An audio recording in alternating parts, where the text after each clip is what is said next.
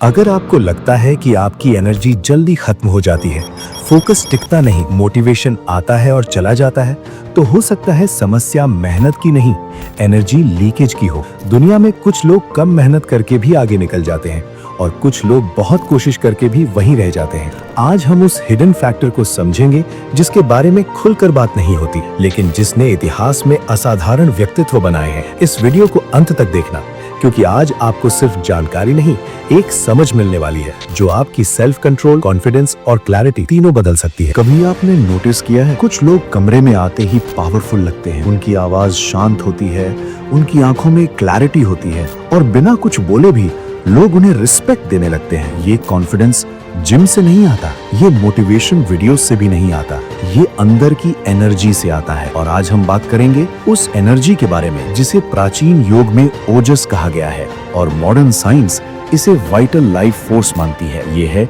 Semen retention की शक्ति। लेकिन ये सिर्फ रोकना नहीं है, ये है एनर्जी को ट्रांसफॉर्म करना। पार्ट 1, असल में ये है क्या? सबसे पहले एक बात साफ कर दे, ये सप्रेशन नहीं है, ये कंट्रोल भी नहीं है, ये अवेयरनेस है। हर इंसान के अंदर 3 तरह की एनर्जी होती है। फिजिकल एनर्जी, शरीर चलाने की शक्ति; मेंटल एनर्जी, सोचने की शक्ति; क्रिएटिव एनर्जी, बनाने की शक्ति। लेकिन इन तीनों का सोर्स एक ही है। जब ये एनर्जी बाहर खर्च होती है तो टेम्पररी प्लेजर मिलता है, जब ये एनर्जी अंदर उठती है तो परमानेंट पावर बनती है। प्राचीन योगियों ने कहा था, शरीर में जो सबसे रिफाइंड एनर्जी बनती है वही दिमाग को तेज बनाती है और पर्सनालिटी को मैग्नेटिक बनाती है। इसीलिए कुछ लोग बिना कोशिश के आकर्षक लगते हैं। पार्ट 2, लोग कमजोर क्यों महसूस करते हैं? आज की दुनिया में सबसे बड़ी समस्या है ओवर स्टिमुलेशन। लगातार स्क्रोलिंग, लगातार एक्साइटमेंट, लगातार डोपामिन स्पाइक्स। दिमाग हाई स्टिमुलेशन का आदी हो जाता है और फिर नॉर्मल जीवन बोरिंग लगने लगता है।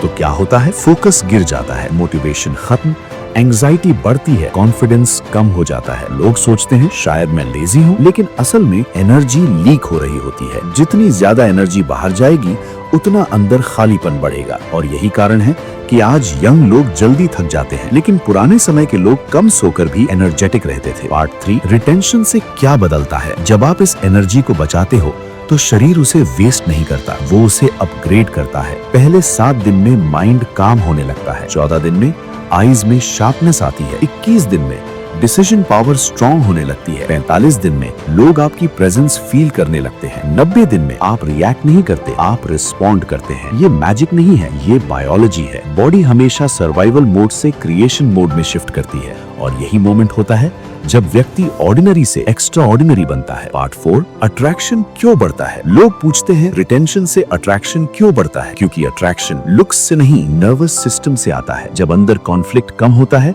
तो बॉडी लैंग्वेज स्टेबल हो जाती है, आंखें भागती नहीं, आवाज कांपती नहीं, मन डरता नहीं, लोग सबकॉन्शियसली ट्रस्ट करने लगते हैं। यही रियल कॉन्फिडेंस है जिसे एक्टिंग नहीं करनी पड़ती। पार्ट 5, सही तरीका सबसे जरूरी। रिटेंशन सिर्फ रोकना नहीं है, वरना फ्रस्ट्रेशन होगा। एनर्जी को डायरेक्शन देना जरूरी है। नंबर 1, सुबह सूर्य प्रकाश लो, ब्रेन हार्मोन्स रीसेट होते हैं। नंबर 2, रोज 20 मिनट पसीना निकालो, एनर्जी सर्कुलेट होती है। नंबर 3, डीप ब्रीदिंग, एनर्जी ऊपर उठती है। Number 4, cold water face wash, अर्ज इंस्टेंटली काम। नंबर 5, क्रिएशन काम करो, लिखो, सीखो, बनाओ। नंबर 6, स्क्रीन्स कम करो रात में। सबसे बड़ा ट्रिगर यही है, retention plus direction equals transformation, retention minus direction equals tension. Part 6, real secret जो कोई नहीं बताता। सबसे बड़ा सीक्रेट ये नहीं कि अर्ज खत्म हो जाएगा, बल्कि आप स्ट्रॉन्ग हो जाओगे। पहले अर्ज आपको कंट्रोल करता है, फिर आप उसे ऑब्जर्व करते हो, फिर आप उसे एनर्जी की तरह इस्तेमाल करते हो और एक दिन वही अर्ज एम्बिशन बन जाता है,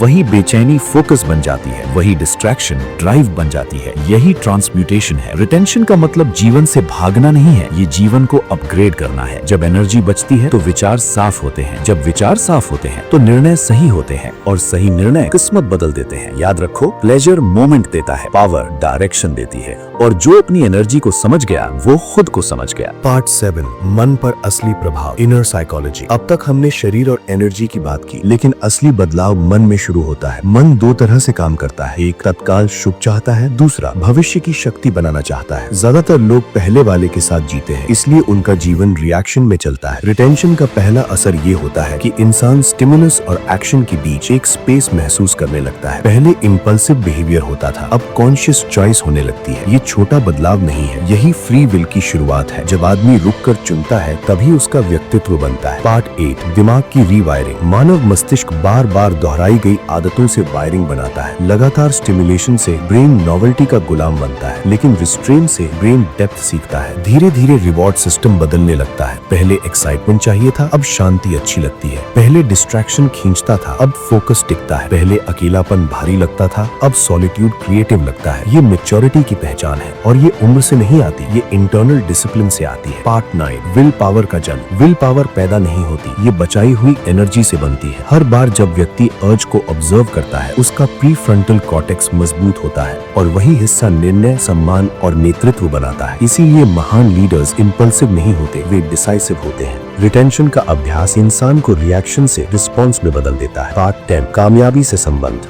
आपने देखा होगा कई लोग बहुत इंटेलिजेंट होते हुए भी सफल नहीं होते। कारण ज्ञान की कमी नहीं, डायरेक्शन की कमी है। क्रिएटिव एनर्जी जब नीचे खर्च होती है तो कल्पना भटकती है, जब वही ऊपर उठती है तो विजन बनता है। विजन से योजना बनती है, योजना से निरंतरता और निरंतरता से उपलब्धि। यही कारण है कि डिसिप्लिन लोग एवरेज टैलेंट के बावजूद आगे निकल जाते हैं। पार्ट 11, भावनाओं पर नियंत्रण। रिटेंशन का सबसे कम समझा गया प्रभाव इमोशनल स्टेबिलिटी है। व्यक्ति कम चिड़चिड़ा होता है, कम इनसिक्योर होता है, कम तुलना करता है, क्योंकि उसकी खुशी बाहर निर्भर नहीं रहती। जब अंदर ऊर्जा स्थिर होती है तो मूड परिस्थितियों पर निर्भर नहीं रहता। ये सप्रेशन नहीं, रेगुलेशन है। पार्ट 12, आध्यात्मिक दृष्टि। योग में कहा गया है ऊर्जा ऊपर उठती है तो चेतना बदलती है। व्यक्ति केवल शरीर की पहचान से बाहर आता है। वो अपने विचारों को देख सकता है, भावनाओं को पकड़ सकता है और आदतों को बदल सकता है।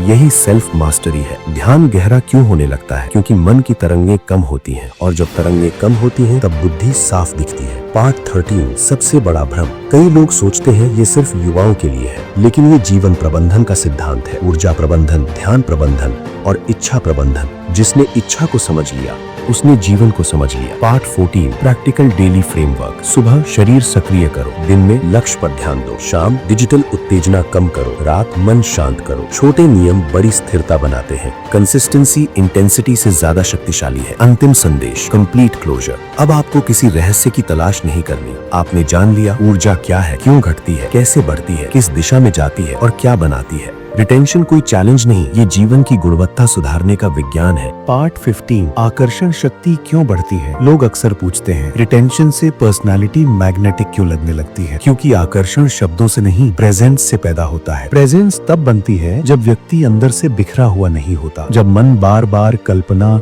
और उत्तेजना में नहीं भागता तो ध्यान वर्तमान में टिकता है। और जो व्यक्ति पूरी तरह वर्तमान में होता है वो दूसरों को सहज रूप से प्रभावित करता है। ये कोई रहस्यमय शक्ति नहीं, ये अनफ्रैगमेंटेड अटेंशन है। पार्ट 16, नजर का बदलना। धीरे धीरे देखने का तरीका बदलता है। पहले दिमाग हर चीज को इच्छा के रूप में देखता था, अब समझ के रूप में देखने लगता है। पहले इंसान रिएक्ट करता था, अब ऑब्जर्व करता है। ये बदलाव बहुत सूक्ष्म होता है, लेकिन जीवन का पूरा अनुभव बदल देता है। क्योंकि अनुभव वस्तुओं से नहीं, व्याख्या से बनता है। और जब व्याख्या साफ होती है तो जीवन हल्का लगने लगता है। पार्ट 17, आदतों का पुनर्निर्माण। कोई भी आदत सीधे नहीं टूटती, उसे रिप्लेस करना पड़ता है। रिटेंशन केवल रोकना नहीं सिखाता, ये दिशा बदलना सिखाता है। ऊर्जा को काम में लगाओ, सीखने में लगाओ, निर्माण में लगाओ। जब दिमाग मीनिंगफुल एफर्ट से जुड़ता है तब पुरानी क्रेविंग धीरे धीरे कमजोर हो जाती है। खालीपन ही सबसे बड़ा ट्रिगर होता है, व्यस्तता नहीं, उद्देश्य। पार्ट 18, अकेलापन और शांति का अंतर। कई लोग शुरुआत में बेचैनी महसूस करते हैं क्योंकि उन्होंने कभी खुद के साथ समय बिताया ही नहीं।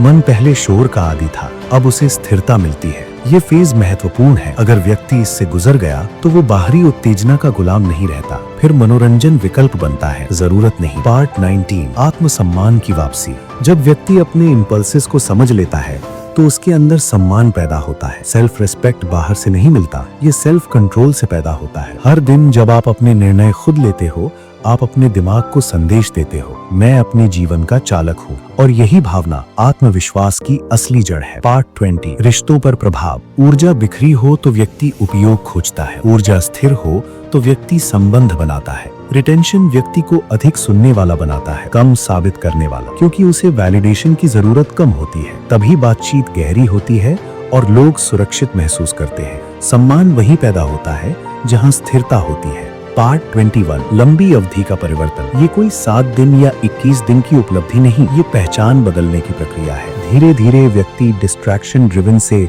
पर्पस ड्रिवन बनता है और एक समय आता है जब अनुशासन प्रयास नहीं रहता, वो स्वभाव बन जाता है। आप अपनी कहानी के लेखक हैं, लेकिन शब्द लिखने से पहले आपको कहानी देखनी होगी। अगर आप अपने मन में सीमाएं खींचते हैं तो बाहर भी सीमाएं दिखेंगी। अगर आप अपने मन में विस्तार बनाते हैं तो अवसर दिखने लगेंगे। आज से अपनी मेंटल स्क्रीन पर डर की जगह विजन चलाइए। धीरे धीरे आपका माइंड आपके साथ खड़ा होने लगेगा, और जब माइंड साथ हो तो दुनिया की कोई भी मंजिल दूर नहीं रहती। अगर आपको हमारा वीडियो बढ़िया लगा तो चैनल को सब्सक्राइब जरूर करिए, ताकि हमारी नई वीडियो आप तक जल्दी पहुंच सके।